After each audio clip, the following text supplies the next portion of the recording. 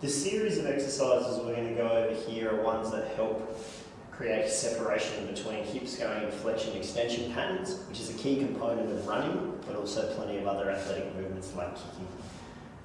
So we're going to start laying down on our back. We're going to come into that palms up position again as well. And then from here it's quite simply locking in through the lower back and the spine, not letting that move, as we just lift one leg straight up, which you can have, people have one hand under their low back as they do this for feedback, because the pressure on the hand should not change at all as they do this, and they should only be able to get their hand in to approximately the base of their fingers. So if their hand can go in further than that, it would suggest they're already in too much extension through their low back, and they need to either squeeze their glutes or use their abs to help get into that position, so that they can then just lift that leg up as high as they can without losing that position through their spine and their pelvis. From the straight leg raise, we can then go into a band assisted straight leg raise. So this adds a mobility challenge as well as an abdominal challenge to this exercise. You'd want to keep the band around the top part of the foot so we can increase the stretch here. And then we're having tension on that leg, holding it up into a position as high as we can so we do have some level of stretch. And then what we want to do, still with that low back in the same position and keeping it there, we lift the opposite leg up towards the other leg and then lower it back down. And we repeat that on one side and then we would do it on the other. The big thing here is to make sure you keep that stretch on and then you don't let the leg drift down as you continue to do that exercise.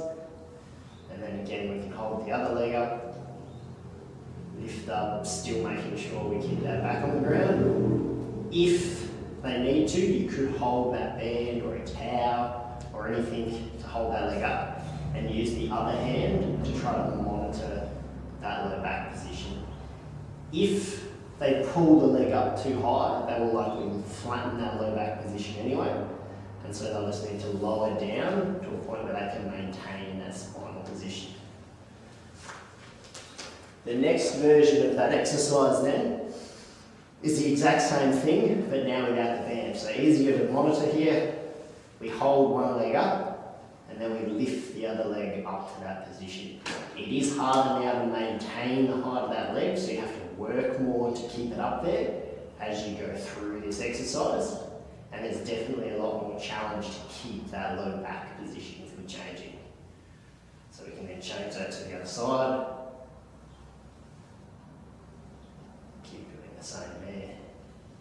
The next one we're going to go into is more just of a mobility challenge again. So I'm going to use a pad here because the floor is quite hard. We come down onto the knee. We get a nice tall position where that knee is either in line with the hip or slightly behind it. We're up tall through the trunk. We then want to squeeze the glute on that back leg so that it pushes us forward a little bit, and we should get a nice stretch through the front of that hip. The thing we don't want to see here is dropping forward so that the back arches and the pelvis just dumps forward and we open up through here. We should be staying locked in through the front so the ribs and the pelvis stay facing each other. We're then going to alternate this position from a hip flexor stretch to just rocking back, going hands down, getting into a nice hip flexor hamstring stretch in this position.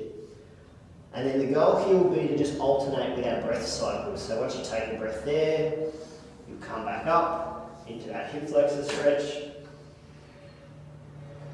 take a breath, and then transition back down. You can take more than one breath in the position. That's just a nice way to keep track of how long you stay in each position. Again, whether we would change, do that on the opposite side. The one that we're going to move into from here now is we're going to stretch similar muscle groups. So same position and same criteria, keeping the trunk there. Then we're going to try to reach back, grab our foot, and pull our heel up towards our bottom so that we get a nice stretch through our quad. We're still going to try to maintain that glute and not let our abs kind of fall forward. Again, we hold that stretch for a breath cycle or two, then we'll let that foot come back down. Go both hands down onto the floor, chest onto our thigh. Push our knee back until we get a nice stretch through that hamstring on the front leg. Pause for a breath. Come back down. Get tall again first. Reach back. Grab that heel. Pull it up towards your bottom. Hold that position. Lower it back down. Hands down to the floor. Chest on the thigh.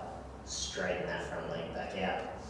You can hold for longer in these positions as well. Like I said, you can keep working with your breath cycle. The next one we're going to transition into from there is just staying in a split squat position. So we're going to get more of a combined quad hip flexor stretch. As we're in a nice tall split squat, lower that back knee down towards the ground, get a stretch through that back leg, hold that position, and then go into the same hamstring stretch we were just doing. Leaning our way forward, hands onto the ground, pushing back through that front leg, coming back down and transitioning up again, and then just sinking into it.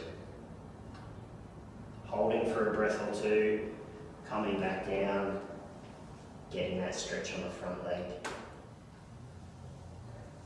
The next one that we're going to do as part of that sequence is one we've already seen before, and that is the single leg RDL, or the single leg Romanian deadlift, the arabesque, the drinking bird, goes by many names. Up nice and tall, non-weight bearing leg straight line through our rear leg, our hip, our trunk, our head. As we hinge forward from that left hip, pause in that bottom position, squeeze the glute and come back up. So you can see again, we're getting that hip extension on one leg, hip flexion on the other, and then coming up.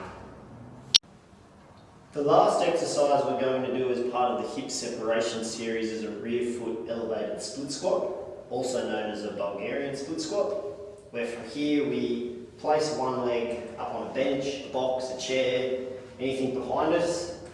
Then we basically squat down and come straight back up. The rear position for the foot can either be on the toes, or a lot of people would prefer to kind of put the top of their foot onto the bench and then just squatting down. The goal here is to get a nice stretch through that rear leg, so we're challenging the mobility, which will often mean that we need to come a little bit further forward, keep that foot back, keep some tension on that back leg, but this front leg's doing all the work, keeping our alignment with foot, knee, hip aligned on that front leg side, and then come up and down. The other big thing to look for is if we can keep our trunk position up tall in that bottom position, or do we end up getting pulled forward, which suggests we're getting pulled through the front of that rear thigh there, and that we may not be able to go down quite that far. So on the other side, same thing, foot flat on the bench, lowering down, getting that stretch through the back leg, and then coming back up.